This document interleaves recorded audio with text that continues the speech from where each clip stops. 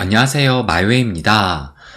보시는 것처럼 이 전반적인 암호화폐 시장이 큰 변동성은 없었지만, 그래도 여전히 이렇게 이 약세 그 흐름을 또 이어가고 있습니다. 그래서 많은 분들이 좀 요즘은 재미없다, 좀 힘들다라는 그런 느낌을 받으실 것 같은데, 이런 와중에서 그래도 또 오늘 아침에 요 긍정적인 또 소식이 전해지기도 했습니다.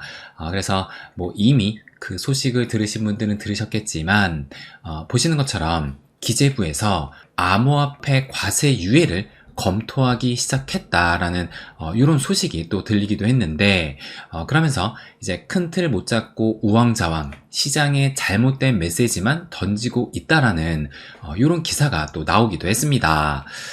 그래서 이 과세 유예라는 것이 물론 우리가 당장의 세금을 좀 나중에 미루게 됐다라는 그런 의미에서도 좀 큰 호재로 또 다가올 수 있지만, 저는 무엇보다 우리나라 이 암호화폐 규모도 전 세계와 비교를 해서 또 상당히 거래량도 많고 그 규모를 또 무시할 수 없는 수준이기 때문에, 만약에 이 과세가 추진이 된다라면 일단 이 세력들 고래 입장에서는 올해 연말에 한 번은 좀 털 수 있을 가능성이 크고, 그렇게 되면 이것이 또 시장에 충격을 줄 수도 있지 않을까, 그렇게 또 생각을 한 측면이 있어서 이번 과세 유예는 그런 측면에서도 좀 긍정적이지 않나, 그런 생각이 또 들기도 합니다.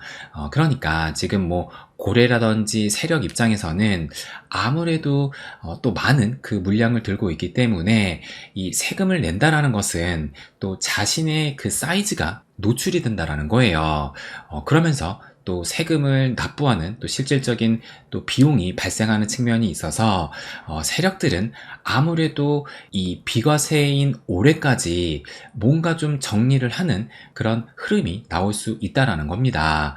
그렇기 때문에 과세 유예는, 특히 올해가 또 상승장이라는 측면에서는 이 과세 유예가 어느 때보다 좀 필요한 시기라고 생각을 해요. 그래서 저는 이것이 또 굉장한 호재라고 생각을 하는데, 그렇다면 이 암호화폐 과세에 대해서 아직까지 좀 그 정확한 개념을 좀 모르시는 분들을 위해서 제가 한번 좀 간단히 또 설명을 드려보겠습니다. 그래서 이걸 보시게 되면 암호화폐 세금 계산을 어떻게 하느냐, 여길 보시면 소득금액, 내가 암호화폐를 팔고 난 그 이익 금액에 대해서 기본공제가 250만 원이 들어가 가지고, 그러니까 내가 이익 본 것에 마이너스 250만 원을 한 금액에 그 초과 수익의 22%를 과세를 한다라는 겁니다. 그렇다면 내가 이익 본 것을 어떻게 계산을 하느냐, 여길 보시면 암호화폐 양도가액, 그러니까 내가 판 금액에 이 취득가액을 뺀 것인데, 그렇다면 또 이 취득가액을 어떻게 산정을 하느냐, 그것은 요것으로 좀 보여드릴게요. 여기 보시게 되면 요것이 이제 이 국세청에서 나온 자료인데, 여기를 보시면 가상자산의 취득가액은 2024년 12월 31일, 그러니까 올해 연말 당시의 시가와 그 가상자산의 취득가액 중 큰 금액으로 합니다 라고 얘기를 해요. 이 말이 무슨 말이냐, 내가 만약에 2년 전에 1억 원을 주고 비트코인을 매수를 했다면, 그런데 2024년 12월 31일 이때 가격이, 이 비트코인 가격이 올라서 만약에 1억 2천만 원이 됐다라고 한다라면, 내가 실질적으로 매수한 금액은 1억 원이지만 이날의 현재 가격이 1억 2천만 원이기 때문에 비교해서 더 큰 금액으로 한다고 했으니까 요 1억 2천만 원을 적용을 해서 요것을 그 취득가액으로 본다라는 거예요. 그리고 또 만약에 반대로 내가 실제로 취득가액이 1억 원이지만 이 당시에 가격이 만약에 반토막이 나서 5천만 원이 되었다면, 이 금액이 아니라 실제 취득가액으로, 그러니까 더 큰 금액으로 적용을 해주겠다는 겁니다. 그런데 지금 조금 전에 말씀드린 요 2024년 12월 31일 당시의 시가를 또 어떤 기준으로 보느냐, 여기에 나와 있어요. 그래서 2024년 12월 31일 당시의 시가란 정확하게 2025년 1월 1일 0시 그때 가격을 기준으로 해가지고 현재 가상자산별로 공시한 가상자산 가격의 평균, 그러니까 각 거래소마다 그 가격이 조금씩 다를 거 아니에요. 그렇다면 그 가격을 평균을 내가지고 요 당시의 시가를 결정하겠다는 겁니다. 그래서 이렇게 계산된 소득 금액으로 해가지고 여기에 22%를 과세를 하고, 그렇다면 언제부터 세금을 내느냐? 여기 보시면 매년 5월 전년도 투자 수익을 국세청에 신고를 하고 납세를 한다. 그러니까 이 말이 뭐냐면, 만약에 내년부터 이 과세가 됐을 경우에 내년 한 해 동안 내가 총 얼마를 벌었는지 계산을 한 다음에 그 다음해인, 그러니까 2026년 5월에 신고를 하고 납부까지 한다는 거예요. 그런데 이것도 내년부터가 아니라 더 뒤로 미뤄질 수 있다라고 이렇게 오늘 그 기사가 나왔던 겁니다. 그렇다면 왜 연장이 되느냐? 그 이유를 또 말씀을 드리면, 여기에 이렇게 좀 설명이 돼 있는데, 그러니까 간단하게 좀 얘기를 하면, 지금 이 과세 시스템이 가상자산 거래소로부터 그 거래 내역을 제출받아서 산정을 해야 되기 때문에 이것에 지금 치명적 결함이 있다라고 얘기를 하면서, 세원 포착을 위해서는 거래자의 신분과 거래 내역 정보가 중앙으로 집중이 돼야 된다라고 얘기를 해요. 그러니까 지금 너무 이 거래소에 의존적이기 때문에 뭔가 좀 중앙으로 집중되는 그 시스템이 우선적으로 만들어져야 된다. 요 말을 지금 하고 있는 겁니다. 그런데 뭐 이 이유도 있겠지만 또 다른 그 이유가 뭐냐면, 저는 이것이 무엇보다 좀 중요하다고 생각을 하는데, 여기 보시게 되면 암호화폐 정의를 내려야 한다라고 얘기를 하는데, 그렇다면 이 말이 무엇이냐, 그것을 설명을 드릴게요. 저는 이것이 매우 좀 중요하다고 생각을 합니다. 왜 그러냐면, 지금 이게 국세청에서 가상자산 소득과세 개요라고 해가지고 뭐라고 얘기를 하냐면, 2025년 1월 이후 양도 대여분부터 기타 소득으로 분리과세 됩니다 라고 얘기를 합니다. 그러니까 우리가 이 코인으로 번 소득이 금융소득이 아니라 기타 소득으로 분류를 해서 세금을 산정한다는 겁니다.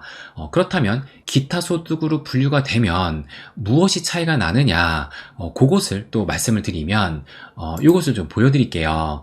그러니까 가상자산의 과세는 제가 조금 전에 말씀을 드렸던 것처럼 일단 내가 번 소득의 22%를 내면서 이 기본 공제는 250만 원이라고 말씀을 드렸어요.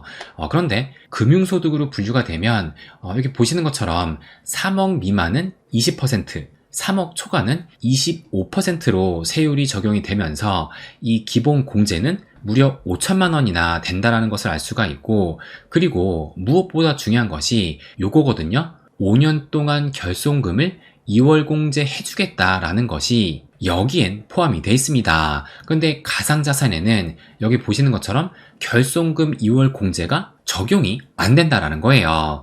그렇다면 이것이 무슨 차이냐?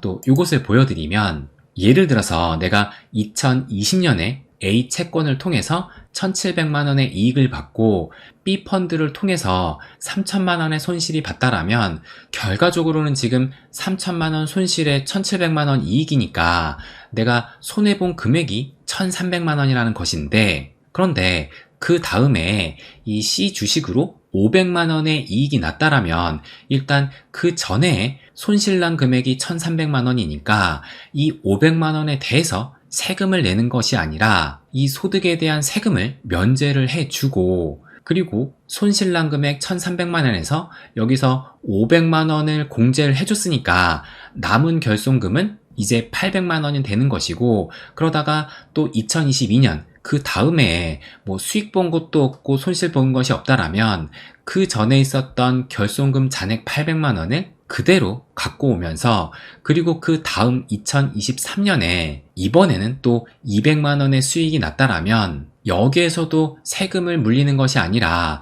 일단 현재까지의 그 결손금이 800만 원이 있기 때문에 200만 원을 뺀 600만 원의 결손금이 남게 된다는 겁니다. 그러니까 쉽게 말해서 만약에 손실을 봤다라면 그 손실난 금액을 감안을 해서 내가 소득을 본 곳에서 공제를 해주겠다는 것인데 그것을 무려 또 5년 동안 해준다는 거예요. 그런데 중요한 것은 이 암호화폐에 대해서는 결손금 2월 공제가 없다라는 겁니다.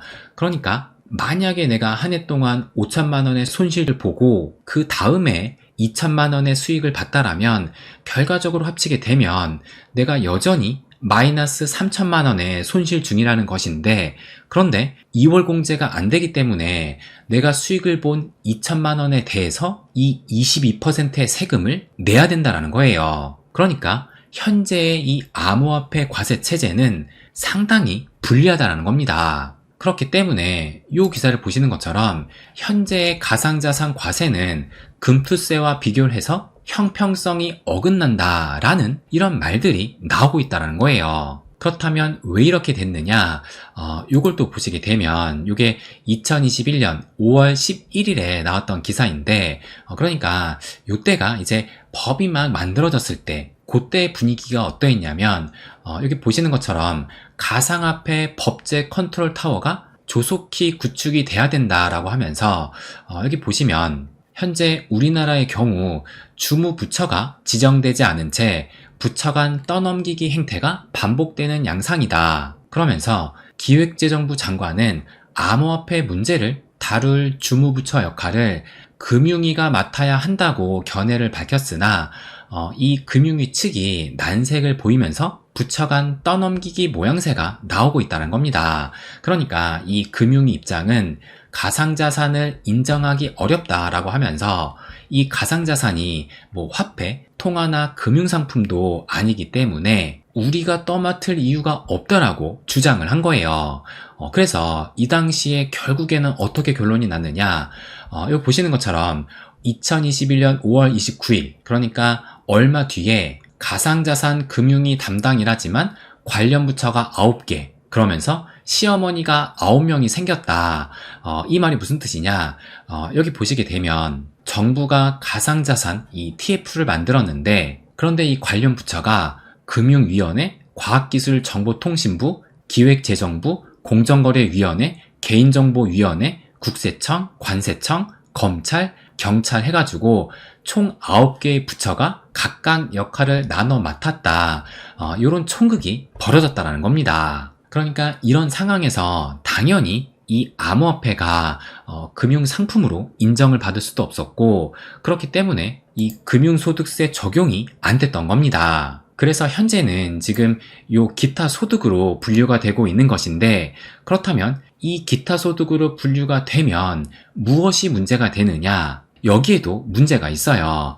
뭐냐면 여길 보시게 되면 아직까지 우리나라에서 이 비트코인 ETF가 출시가 되진 않았지만 추후 나오게 된다라면 이 ETF 방식은 금융상품에 해당이 되기 때문에 금융상품에 준하는 세금을 내게 되지만 그런데 이 비트코인은 지금 금융자산으로 인정이 안 되기 때문에 기타 소득으로 분류될 수밖에 없고 그렇다면 다른 세율이 적용된다는 거예요. 그러니까 지금 현재의 과세 방식은 과거의 암호화폐 환경에 그 초점이 맞춰져 있었던 것이고 지금은 또 환경이 바뀌었기 때문에 지금 환경에 맞는 이 과세 방식이 필요하다는 겁니다. 그런데 긍정적인 움직임이 지금 또 포착되는 것이 뭐냐면 이것이 2024년 6월 10일이니까 대략적으로 한 열흘 전에 나왔던 기사입니다. 그런데 여길 보시게 되면 금융위원회에서 가상자산 감독과 조사를 총괄하는 가상자산과를 신설을 하겠다라는 이런 뉴스가 또 전해지기도 했습니다. 그러니까 이 뜻은 주무부처가 금융위로 해가지고 별도의 정규 조직까지 만들어가지고 앞으로 좀 관리를 해나가겠다라고 또 볼 수가 있어요. 그렇다고 뭐 지금 아직은 이 가상자산을 금융상품으로 본 것은 아니지만 일단 이 금융위원회가 주무부처로 한다라는 것은 금융으로 볼 가능성도 어느 정도 좀 그 여지는 생기지 않았나 저는 그렇게 또 생각을 합니다. 그래서 이제 좀 종합적으로 말씀을 드리면 일단 현 시점에서는 이 과세 유예가 좀 절대적으로 필요한 상황이고 그리고 이것이 끝이 아니라 이 암호화폐를 좀 금융자산군으로 편입을 시키면서 조금 전에 말씀드린 이 기본공제도 5천만 원 정도로 또 상향을 하고 무엇보다 이 결손금 2월 공제가 이 암호화폐에도 반드시 적용돼야만 한다라고 생각을 합니다. 그래서 일단은 좀 긍정적인 흐름이 나왔기 때문에 그 가능성은 좀 커지지 않았나 생각이 들어요. 그래서 어쨌든 지금 이러한 흐름을 볼 때 우리가 바라던 이 암호화폐 제도화 과정을 지금 보이고 있는 것이고 또 이 뜻은 암호화폐 시대가 점점 오고 있다라는 의미이고 또 이것은 이 시장의 성장 가능성은 점점 커지고 있다는 것을 마지막으로 또 말씀드리고 싶습니다. 네, 그럼 오늘은 여기까지 하겠습니다. 항상 제 이야기 끝까지 들어주셔서 감사드립니다. 부자가 되는 길, My Way.